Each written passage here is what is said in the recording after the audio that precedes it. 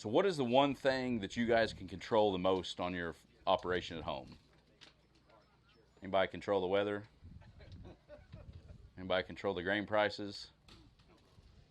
Jesse can control potash, but he's not helping us out very much.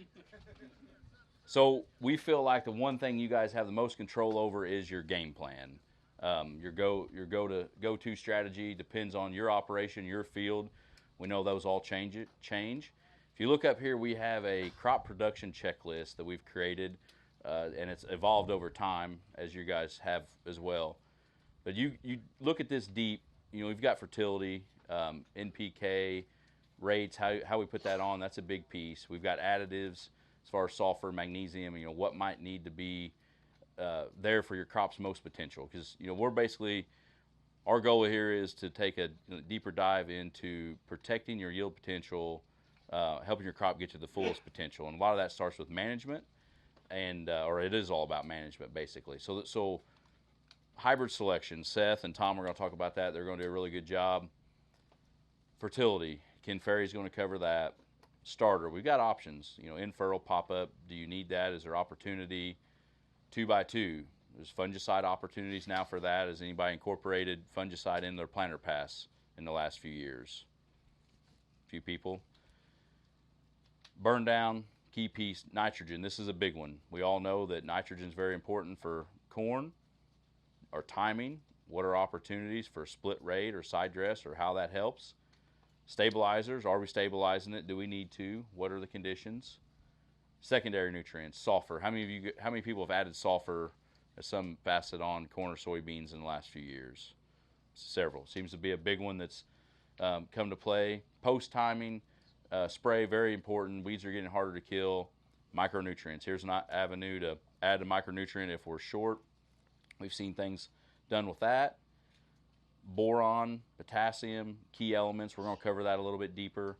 Kind of come to the big one here is the fungicide piece of keeping the plant healthy. There's a lot of options, and I'm really scared to even talk about the fact that there's options for 4 passes of fungicide up here. So I'm going to let Jesse talk about that. I don't want anything thrown at me today, but do we really, Mike? Do you really have growers that you work with that are doing all that stuff on that checklist?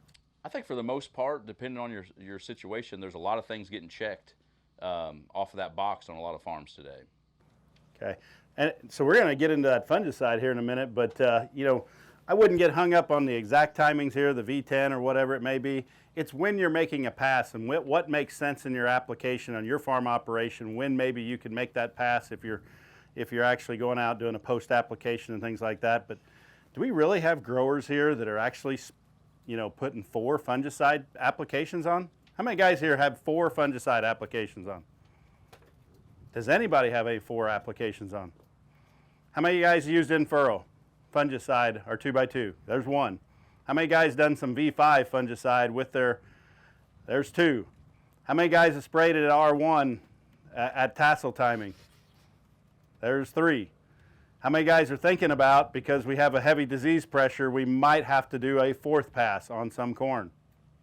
There's 4. I've seen some hands go up 4 times in here. You guys all think we're doing enough on our crop? I mean, there's the things the things we have to do to get us all the way out, and we're going to talk about them a little bit more. But we're going to dive into fertility before we go back into the fungicide. Yep, and we're going to take a deep dive kind of in fertility, fungicides, timing, placement. We know if we covered all these on this board, Jesse would probably have you here till supper. So it's going to rain before then, so we'll get out of here. But guys, I'm going to keep this pretty simple. I'm going to keep it fast. But thinking about nutrients and how nutrients work in the plant and how nutrients work in the soil. But look at the big ones. We're going to look mainly at the mobile and immobile nutrients, but nutrient mobility in the soil, and why is that important? So you think about mobile nutrients. You think about nitrogen, nitrate. So once it converts over to nitrate, sulfur, boron, where do you guys put those at? Where's those nutrients get put on at a lot? In your corn, side dress. How many guys side dress today? How many guys just do how many guys do 1 pass of nitrogen?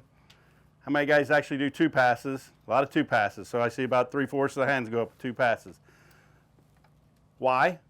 Because nitrogen, sulfur, and boron are a negative charge. What is your soil?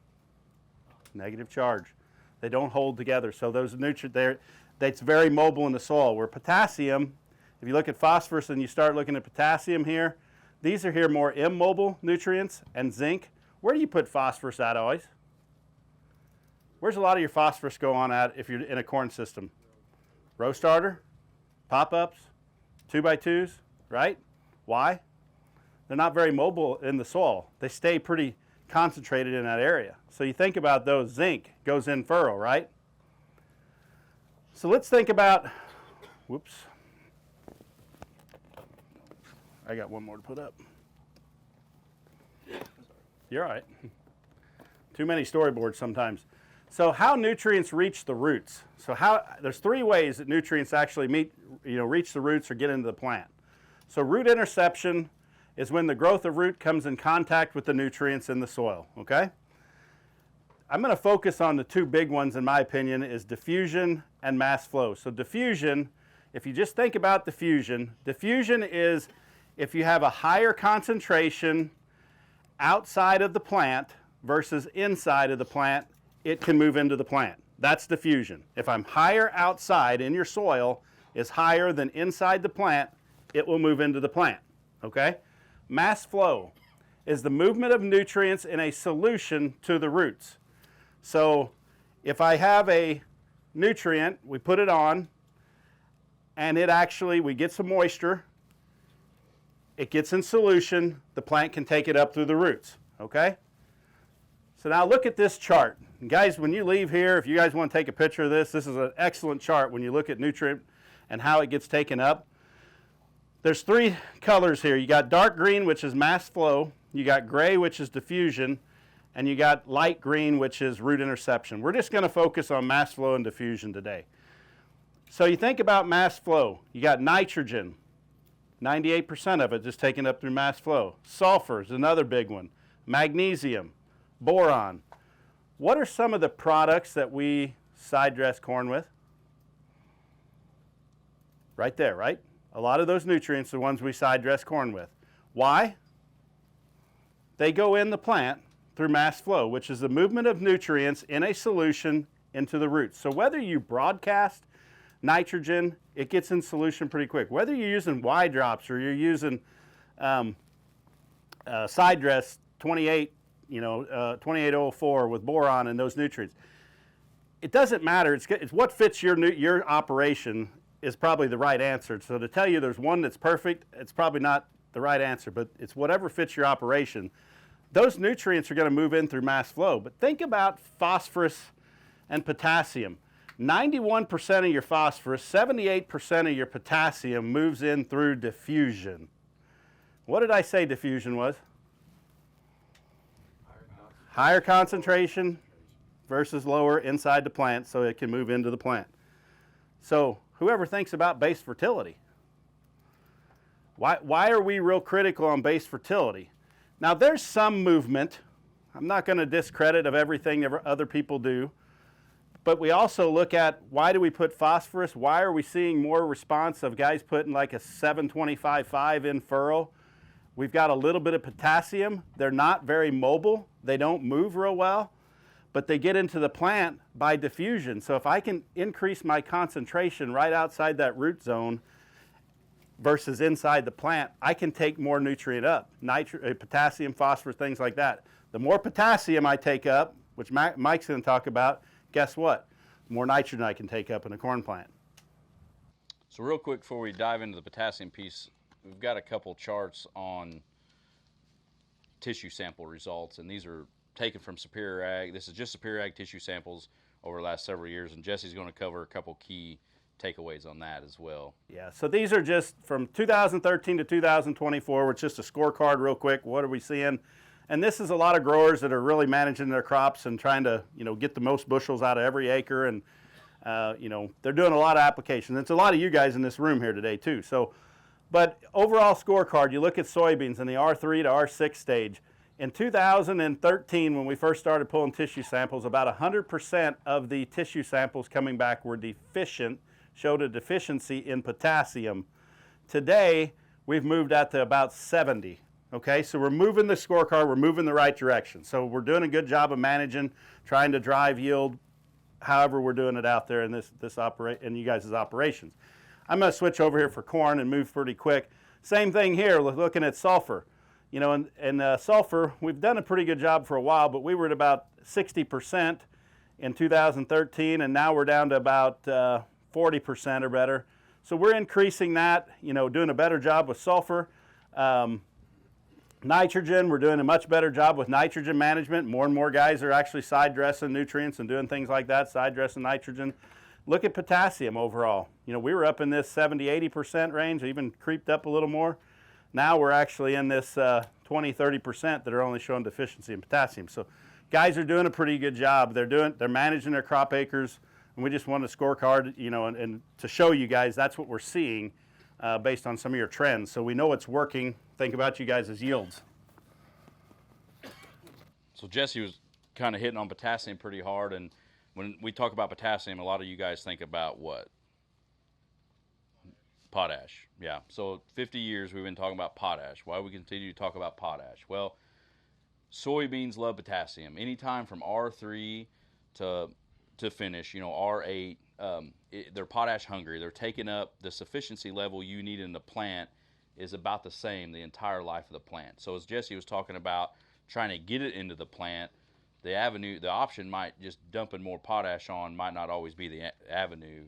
We might need to look at foliars or, you know, I say Y drops, but another method of putting potassium on the soybean crop, top dress, something to help protect some of our yield potential or create some yield potential.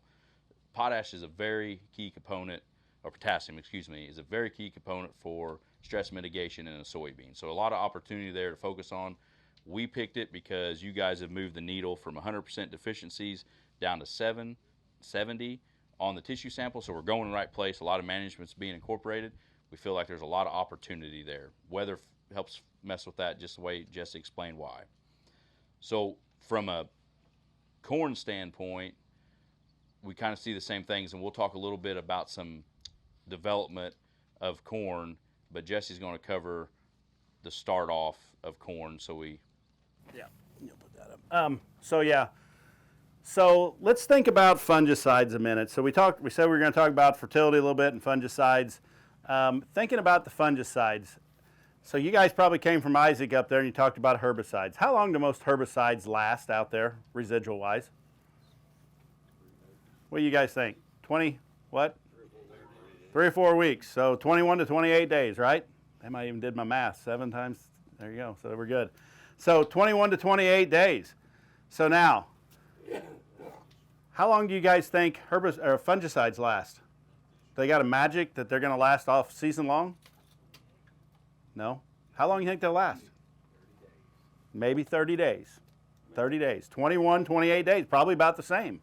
They might hold off some disease for a little longer, but so let's get in here and let's start about it. And I'm going to take you up to R1, and then Mike's going to take over again here. So let's think about why we use Xyway or in-furrow fungicides, okay? A lot of those products are used for crown rots, for seedling diseases, early season seedling diseases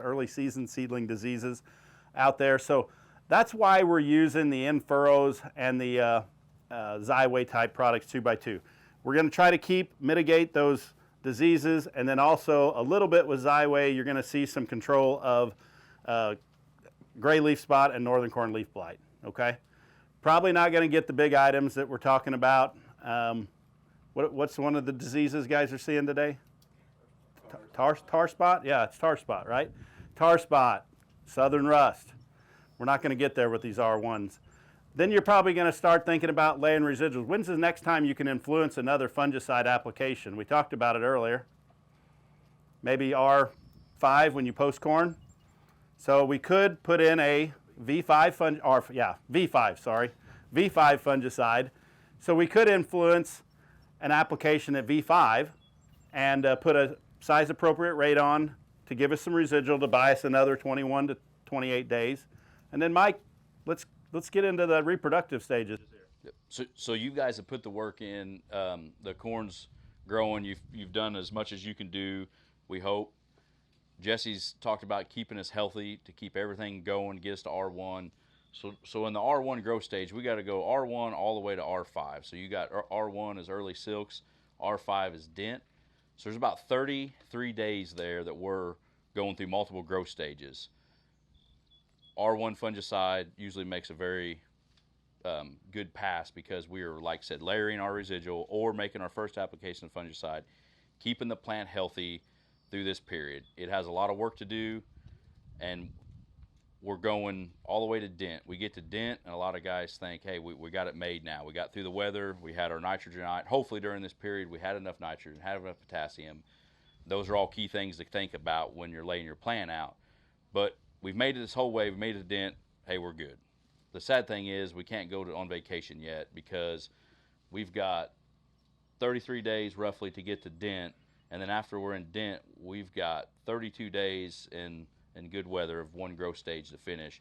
And that's kind of where Jesse's going to drive it home as far as protecting the yield potential that you set forward in that final growth stage. Okay, so Mike has took you all the way up to R5 basically there. So you can see the growth stages, you can see the where we're at, but this is oh my, let me flip this side around. How about this side?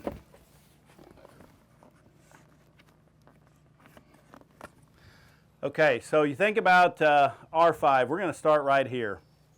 So R5 is actually beginning dent. So when you first see that kernel start to dent at all, you have only accumulated 45% of your dry matter accumulation. So you have 55% yet to fill of your dry matter yet. Okay? Look at where we're at. So a lot of corn planted today, they're planted back in April, the 25th of April-ish, if there was some planted in that 20 to 25th range. Depending on the maturity, a lot of that today is right in this half milk line. Some of the early season, 111, 110 days, are in this maybe 3/4 milk line. There's not a lot of grain to fill, but guess what? That May planted corn is right here. We're at 50%. Or a 1/4 milk line here. We got 35% more to influence in this grain fill. So we want you to be aware of the fact that once we hit dent, we still have 32 days yet to influence that grain. So if we sprayed at R1, beginning R1, that fungicide is about out, right? We went 33 days. We got R2. If we have heavy disease pressure, we may consider spraying that second fungicide pass. Mike? Yep. So Jesse discussed the fungicide, and he's also has some data on the Xyway that he's going to put up. So in our trials of Xyway, and these are local trials, you can see that it's a very economical decision that we are maintaining or increasing yield by a pass of Xyway when it comes to plant health. And that's been something that a lot of people have adapted to. We get to the finish side, we got all this way, and now we've made this investment. We look deeper into the trial data of making that second pass. So in that R4, R5 range, we're seeing a 9.4 bushel advantage to that pass. Now we all know that 9 bushels just going to pay for that fungicide pass. So the economics of this today are not great, but making this pass of 2-3 years worth of data where we didn't have tar spot and we didn't have southern rust, we preserved another 9.4 bushel on average. So there's opportunity there to preserve yield late. And when you have disease that come in late, there's an opportunity for even more. So that's just the key takeaway on that is we got to understand if it fits the bill for the economics and fits your operation, but there's an opportunity there to complete the last puzzle of the yield in the grain fill of R5. Yeah. Guys, I think we're out of time here, but does anybody have any question real quick? Any questions? You guys got lots of decisions out there that you make every day on your farm. We're here to support you guys with those decisions, to bring you the data that we do in our innovator trials and stuff. So we thank you for that, and thank you guys for your support. So we'll let you move to the next group. So otherwise Mike said I'll keep you here till supper. So